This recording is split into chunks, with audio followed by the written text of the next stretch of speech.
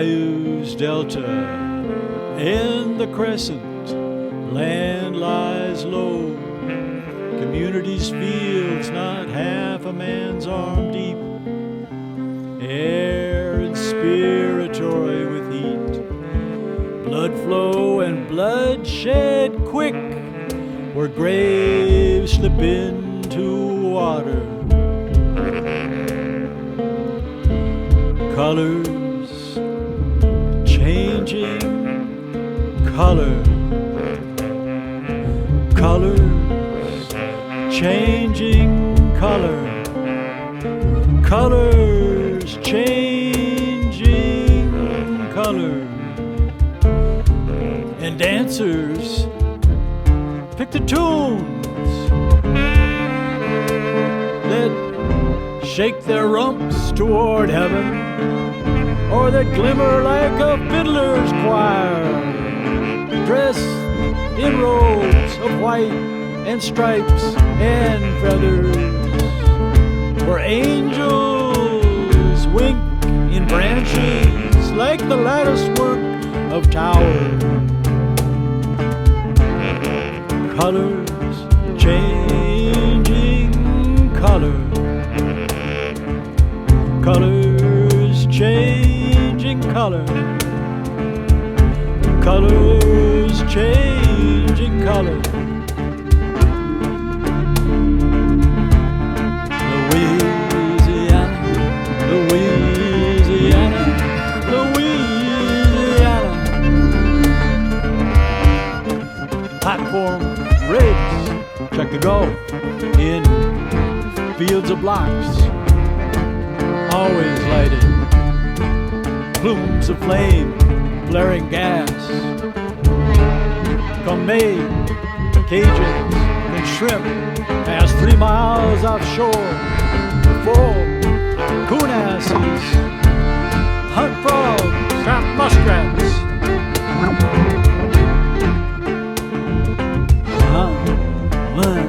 Could make good money doing that. Once a man could make good money doing that. Once a man could make good money doing just that. Southwest along Highway 90 beside the Intracoastal Waterway.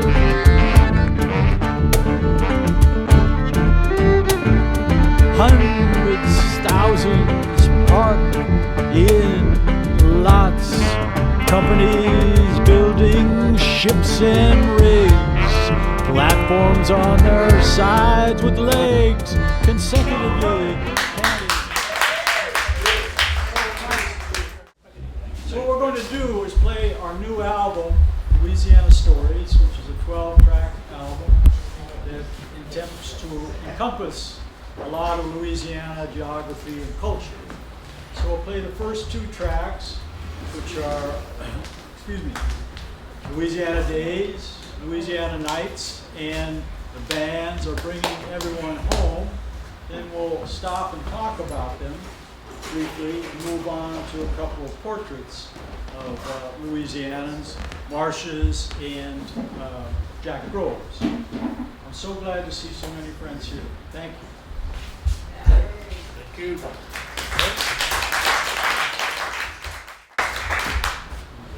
Maestro. Like, y'all remember, what's his name, McNutt used to come on in the evening? Start the cotton picking movie. That's Roger Lewis. We'll be here in about 45 minutes. How is it out there? Freedom. Wow, good. Freedom here. Freedom here be like nowhere.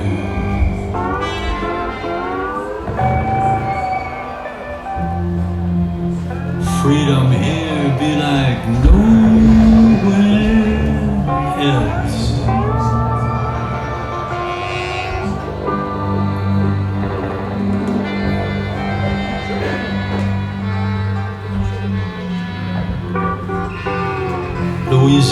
days, Louisiana nights, rivers of dreams. That is Louisiana Stories' Angela King, whose space this is, who's graciously afforded us this space again. It's a beautiful space. Okay, Louisiana Stories begins with Louisiana Days, Louisiana Nights, and that segues into the bands are bringing everyone home. That originally was one long track, but because we have a lot of long tracks, and for other reasons, I split it into two. And I felt the bands are bringing everyone home is an upbeat, all invigorating Louisiana tune. The opening you probably caught is meant to be evocative of Louisiana as a whole. It owes a lot to everybody. Herman LeBeau provided a lot of the soundscape that you hear there. It was one of his 3 in the morning ideas that he brought to the overhead session. Yeah, and the band itself, Rivers Answer Moons, began long ago as Rivers of Dreams with Roger and KIRK, and it has evolved into Rivers Answer Moons because we didn't want a band name after Billy Joel's song, for one thing, and because there's a poem called Rivers Answer Moons. And we're meant to kind of go back into a period when people responded to the seasons and the environment around them, and rivers indeed do answer moons. But Herman LeBeau is the drum set player on those tunes. And also provided a lot of the effects that we blended in. KIRK Joseph, I'll just introduce him, then you can. KIRK Joseph is the solo. Ron VAPPIE is guitar and banjo.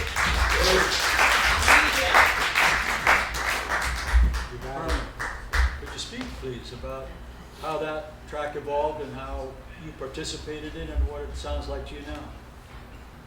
Well, in the beginning, I think maybe Roger started playing on the saxophone, just like free improvisatory, type of ideas. And I think the rest of the band, we started to just kind of play around, kind of like counterpoint to whatever Roger was doing, and I think that went on for a good while. Just kind of like reminds you, like, you're just stirring the pot like the roux. You just sit there on the roux and you just stir it. And that's what we did. We just kind of played around, and then at some point, as Alan Toussaint would say, serendipity kind of stepped in, and that's when the pulse started to take place. And once the pulse happened, then KIRK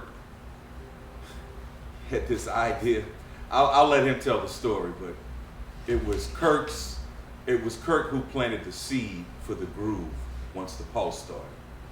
And once he started that groove, then it was just for me, I had a decision to make. I was like, either I'm gonna go with that groove, because I know where that groove came from. I know the historical reference for that groove. And so it was really, really hard for me to not go there, right? To try to keep in mind with, some of the things that Don was talking about. And so what I started hearing against KIRK's groove was the military march style. When Don says the bands are coming, I'm thinking of the Civil War, just the drum and the fife, or the military bands that, not the marching bands that you see in New Orleans. I mean, back in the day, marching bands. And so once I had that idea in my mind, I just stuck with that, and just used my, my intuition and my creative juices to just let them take over. And Don, he just started. He was like, speaking of that root, he just kept pouring in the spices. Every night he just kept, his grooves to me were like, it reminded me like the salt, the pepper, and you know, all of the different tastes that you. It just came together, you know, one of those things. Yeah. So that's my take on it.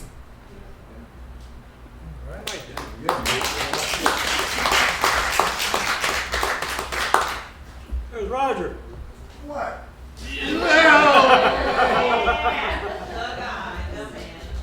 See that, Brady? We was just talking about you. That's right. Really? I hope y'all was saying something. No, it was all bad. Oh yeah, cause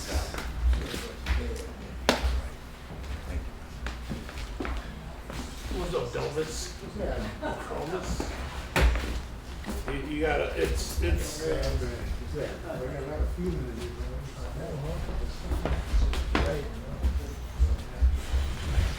So you made it.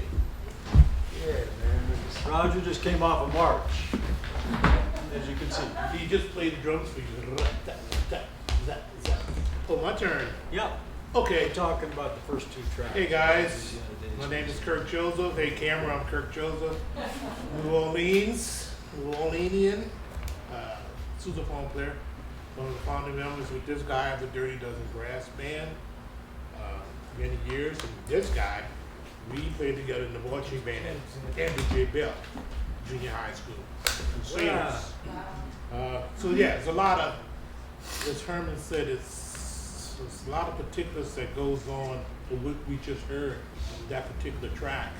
Now, his perception was, he said Roger kind of gave him a distinction to grab on first. I couldn't do that. Why not? There you go. Y'all gotta remember one thing. It's over 40 years that we've been in love with each other. Yeah, so it's gonna be that. All right, but it's a beautiful thing. But it comes out of the music, and it's the same here. It's over 40 years with Herman as well, and it's what you've heard. I believe, you know, as Herman was saying, you know, the root. For me, the root is a bunch of different things. As a bass player, which is pretty much the root chord, which is the real strong flavor of the root, you know, whether it's filet, whether it's cayenne or whatever, I'm part of that person, all right? But at the same time, I also ride the horse with this guy, the rhythm fact. So that's part of my world. I'm like two individuals at the same time when I'm performing. So in this particular track, I think for me, is when we first got together with the song and listening to Don's lyrics. That's how I approached it initially, was to listen to what he was trying to say verbally. And so for me, I'm not gonna make it a long story, but that was part of what made me, I guess, synchronize with the lyrics and what Roger was doing and what Herman was doing. And at the same time, but there's a lot of freedom in there to also, I guess, like you say, the spices of the root, you know what I'm saying? A little bit of this at one time, a little bit of that at one time, that allowed us to create those particulars that we just heard.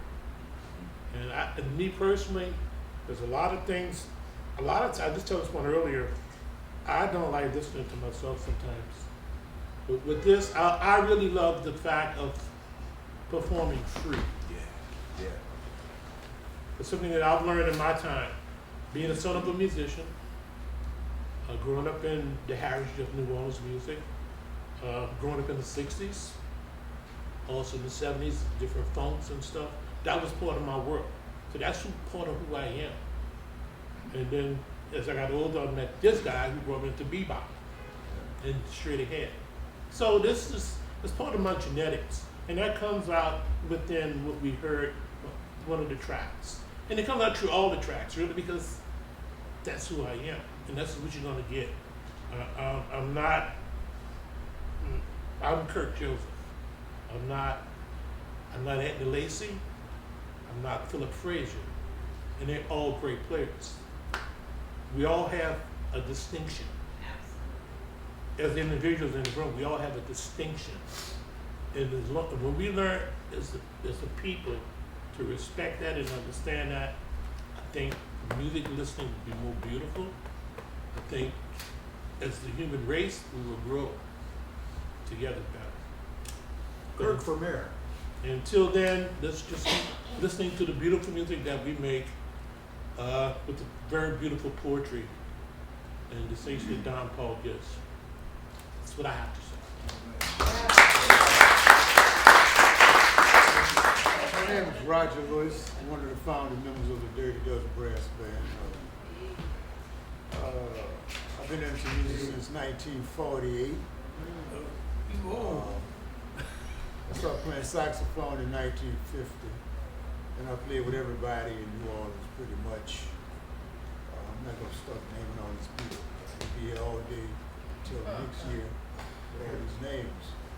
But this music that we play is it's improv. It's like we all feeding off each other. Actually, I'm feeding off of Donald because he's reciting poetry, so I'm pretty much playing off of him and creating off of him. Then we have all these different influences like the drums and banjo and the sousaphone. It's like collective improvisation, and music is so spiritual that you can just, like you said, it's free. You know, you don't have any restrictions on what you're doing. It's just I don't even know how to explain it. It's just beautiful. Well, can I hear what you're saying? I think what I wanted to say in a sense, it's how the collaboration all blended together. That's what I said. Sometimes he has to translate for me. You like doing that. It's over 40 years, man. But no, I mean, you know, we have a good time playing this music because we get a chance to create, and there's no restrictions on what we do, so we can just take the music to a whole different level. I mean, it's really mind blowing. You know, when you sit down and listen to it, you say, "Wow, ooh, how did we do that? How did that happen? How did it Yeah, come? it's a spirit. Yeah. You know, for me, it's spiritual. I mean, that's all I. It's just spiritual. It's spiritual. Yeah, it is. You know. I agree with you. And it's something about New Orleans musicians. I mean, here in New Orleans, that's why people come to New Orleans. A lot of musicians come here because they want to feel that. We want to absorb that, what we have. Yeah. Not only just us as people, too. No disrespect to any implants, please. Don't get us wrong. We're talking about music right now. Yeah, but that's the same thing. We're talking about it. I'm sorry, something There you go again. No, we're just having fun. You know, we do this all the time. all the time. You know, and that's a part of the music too. Also. That's true. That's how it comes out. Yeah. I don't have anything else.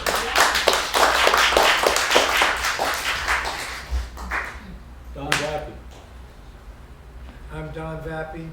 I play banjo and guitar on the tracks. On the one we first track we heard, I don't know what made me bring that slide with me, but I felt like I might need it. I never ever play slide guitar. Really? So, having said that, I studied bass. Bass has no frets, the bass violin. So it's all really on your ear. You really have to hear where the notes are. And even if you, how can I put it? If you grab the string somewhere and you're flat or sharp, you just have to instinctively move towards where the note is. Anyway, I think that sort of sets me up for being able to play the slide with some kind of competence, I guess I should say. But the slide for me in that was, as the other guys said, we all drew on the lyrics and the content, what Don was saying. And freedom it's not a snapshot, it's moving. And the slide for me was that. freedom. It's freedom. It's not a picture. It's a movie. So I kept the sound going with the slide for that. I grew up, you know, the music of my generation ended up being funk music. You know, we were just talking about the meters. They were really hot when I was a teenager. And, you know, Sly and the Family Stone, Earth, Wind and Fire, later on, and Buddy Miles, all that. I grew up with that. And it's just, it was important to me to speak the musical phrases truthfully and clearly. So I really draw on everything that was happening. I mean, you know, like you said, Roger started right there. You got that key. Da, da, da, da, da. It's right there. So I drew with that. Then and I just followed what was happening. And Don's lyric, as he spoke of freedom and Louisiana, and I'm also a cartoon freak. So the way that fits in is that cartoons would be nothing without the music soundtrack. I mean, when Daffy Duck gets hit on the head with an anvil and he melts down the steps, but that's a visual that the music really enforces. True. So Very true. everything Don said was a visual for Right. me. I mean, I was seeing ducks flying in the swamps. I used to go duck hunting. And I stopped duck hunting because the ducks were so beautiful. I had a great shot at this duck. And I don't know how, but the duck like stopped in midair and turned around and went the other way. And I thought, this is just gorgeous. This is beautiful, you know. So, you know, that's basically my thing. The other thing you need to know is most of my life, what I've done has been in defiance. And that's because even high school, when I went there, the principal at my elementary school says, "Oh, none of you will be able to make it there." I'm like, really? You can't tell me where I can't make it, not when.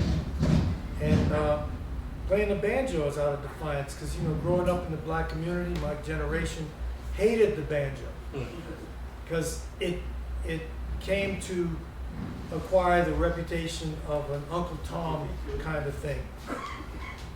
As Wynton Marcellus told me one time, the banjo has a plantation connotation. And, you know, he's right in that it belonged to slaves, it belonged to African people.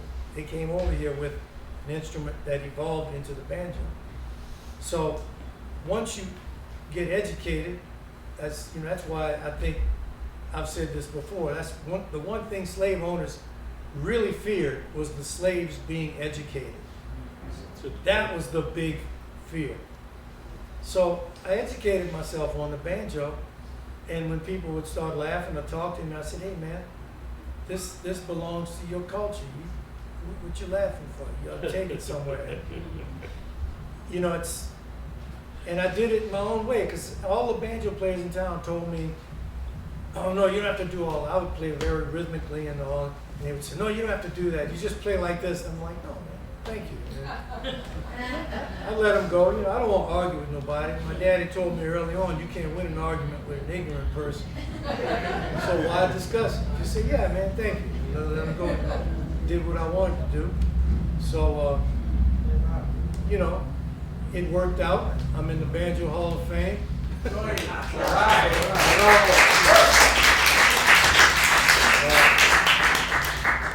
Got a few awards, Steve Martin Prize for banjo for that. So, and I think, I do know that I've inspired some young players to play the banjo. Just like I've told these guys, this has got to be the first funk instrument because it's so percussive. It's a drum, it's rhythmic, it cuts through everything. Like all those funk things the guitar players would do are muted in the funk. Dum, dum, dum, You play that on the banjo, you don't need an amp, nothing. It cuts right through and lays the groove down. And I gotta say this, in terms, when you say like Kurt lays the bass line comes out, this is my theory from checking out the griots from Mali. When they played the ancestor of the banjo, they didn't play chords. Like now banjos play chords, and we use chords as a chord progression as a form. Well, when they played a melodic figure that they repeated, just a repetitive figure. Dong dang dong dang dong do dang dang dong dang dong dang dong. Then when they go to what I would say the bridge, it would change it. It might even change into another key or another modally thing like and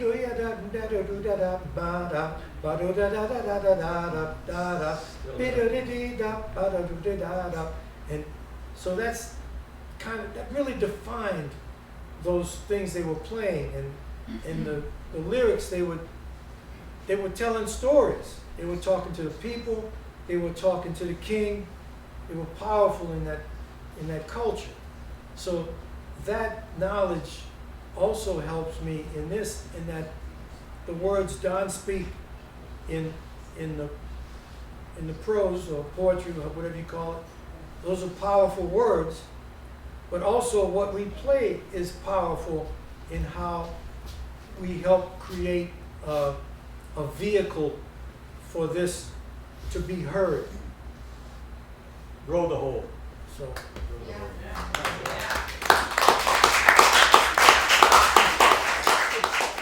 Well, goes back to 1977 and coming here to do blue collar work to get to know the United States more, because I felt you had to live in the South, you had to get to know the South, and the best way to get to know anywhere is to work in it.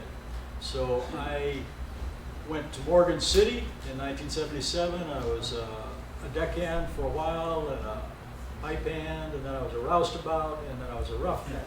And that was where I met the subject of our fourth track, Jack Groves. And so that was getting my feet deep in Louisiana.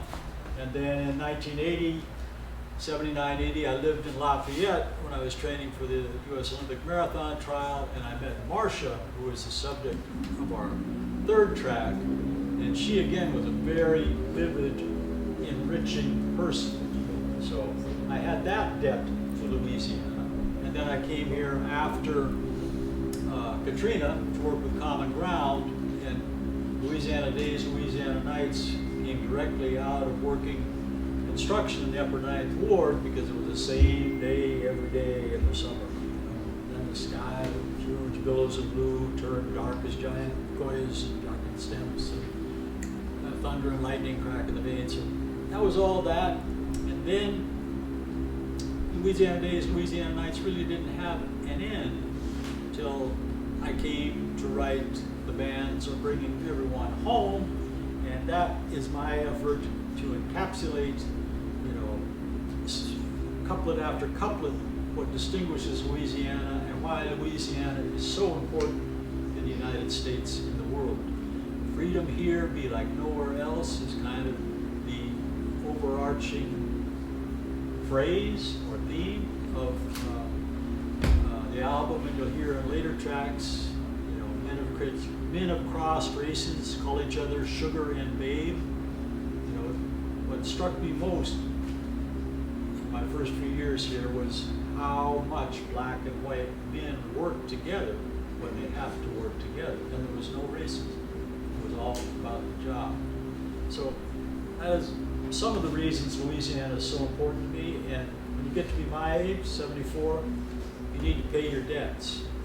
And this project is kind of part of paying my debts. And I've been so fortunate to encounter these musicians. Roger Kirk first at the Lower Ninth Ward Festival in 2009, when they had the Backyard Groove. We had immediate empathy. We began to start to work on tracks. Yeah. Then Roger I met from OZ and the Crescent City Classic, and we got along at once and began to play together. Don I knew about the Reverend Christopher, admired him as a player. Herman was the more than suggestion. He was the man named by both Roger and Kirk as a drummer who should have. So I've only known Herman for less than a year, since last March or so. But you can hear, I think, how giving all these people are. And that is the secret to any creation, is to give, and be responsive, sensitive all the time. So intelligent, too. Anyway, Rivers Answer Moons. Great band. We hope to play Jazz Fest with David Amram and the MICHOT brothers, who will hear. Okay, here we go, some marshes. Marshes and Jack Rose? Yes, please.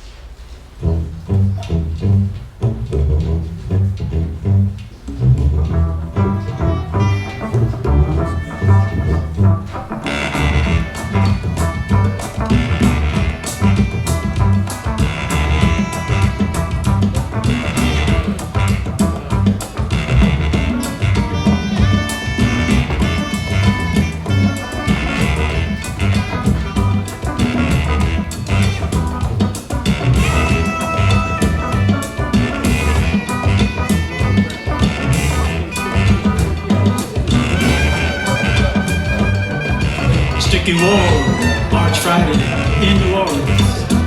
There, supper time, evening, got kids wheeling and chasing in their tennies along this granite sidewalk and up great stairs. Through the back door, got more friends and neighbors and Marsha's girls spreaded cards on the kitchen floor. Geez, stepping over. Is this how black people live?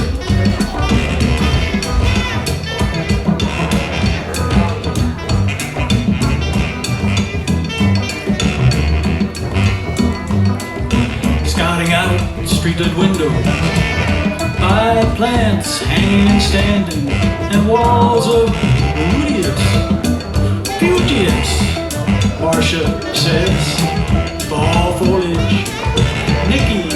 Nicole, age 11, cries, Mama's home, Mama's home. Danielle, she'll tell you, hops out like a pixie. Mama's home, Mama's home. Jason, the middle, age 8, corrects his sisters.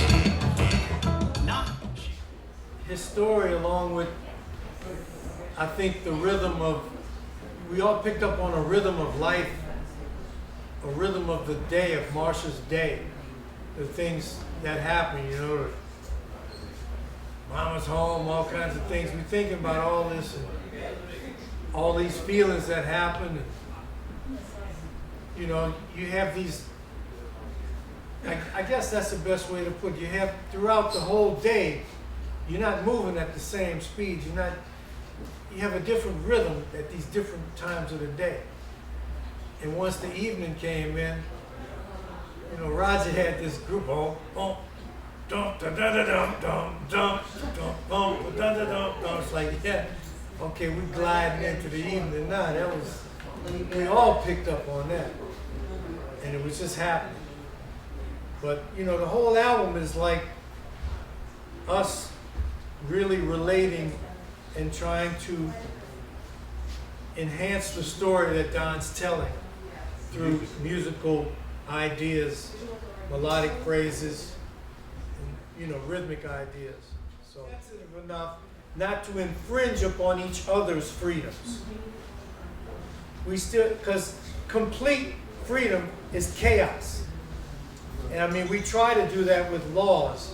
I'm not trying to be political here. I'm just saying that's really what it's about. If you think about what we did was a perfect example of a democratic process, in that we didn't get in each other's way, but when someone said something that was a good idea, we all kind of said, okay, yeah, let's go with that. you know, it's just a, Yeah, but like what you're saying, sometimes what even verbally said that, let's go with that. no, we didn't, Yeah. we were speaking Yeah. musically. Yeah, musically. Anyway, Marcia's is a poem from 1980 about a woman I really loved. Her full name was Marie Cordier, and we were great friends then. And she introduced me to New Orleans more than anyone else. We went to see the last concert by Professor Long here at the Tina's, the day before he died, or the weekend before he passed. Anyway, so that I wrote it immediately in 1980. It was my tribute to her. And when I began to do music in the late 80s and so on, I began to do musical performances with whichever band I had. Then this group of musicians came along, and I definitely wanted to do it with them. The rhythmic foundation of the track came from KIRK Joseph playing on the Sousaphone, and that came from the Sticky War, March Friday in New Orleans, near suppertime evening. Got kids wheeling and chasing in their tennies along the slant sidewalk. And that was the rhythm that KIRK drew out of that, and that was kind of the basis for the whole first parts. And then it ascended before Marcia climbs the front stairs to bring more emphasis to her. And then it was a lot intuitive. People were feeling the lyrics, and there was no lead. It was just a cohesive group feel as to what they were hearing happening in the portrayal of Marcia's. And as you might have noticed, the last 3 minutes of the track were pure musical expression based on what they had felt from the narrative of Marcia's and the person of Marcia's. The magic of represents Orleans. And I could hear some of my mom and all, I could hear them talking in the day, you know, like, oh, don't, that groove. It was like, yeah, girl, you know, let me tell you what happened. I mean, I could hear that, and it's like that groove right into what they're talking about. And it's that energy in that moment. And like I said, it changes, goes to something else. It's like, Let's play Jack Rose and Lynn Drury, one of our guest artists on the album. Let's hear it for Lynn Drury. Right. Along with Kelly Love Jones, who I've yet to have the pleasure of recording with, but will. Yeah. So let's play Jack Rose, that structure, the Jack Rose story, because we've talked about him, and then we'll play Lynn's track, Some Rain Tonight.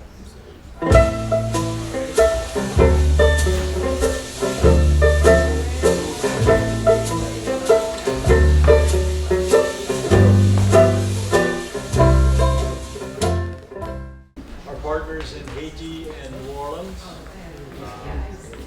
I see so many folks we know. Jackie Harris, Ben Sandmel just passed through. Ramona and Vincent at the Craig Center. Jolie, Yo of Rendezvous Creole. Keith Hill, Tommy, Patty, Kelly Love Jones, who's a great friend of ours and of Angela's and Julie's. Gigi Dupuis of Haiti as well. Introduce yourself, please, because you're so important. Come on.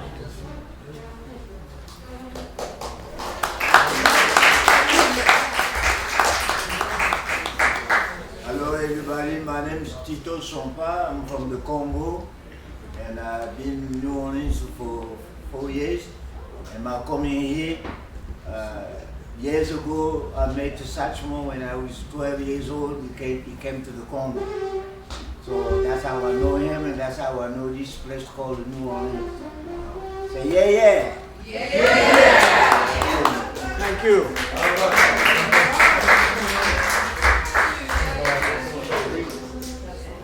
We're going to play a track called The Dreamers and the Believers. It's about, quote, handicapped athletes in New Orleans Riverside Park. Recorded with ALEXEY Marti, who is also of Rivers Answer Moons. He can't be with us tonight, but I think you'll hear ALEXEY very strongly in the rhythmic center of this. So let's listen to the story of the dreamers and the believers, and again, how New Orleans people are so special and how they all ask for you. I'll ask for you.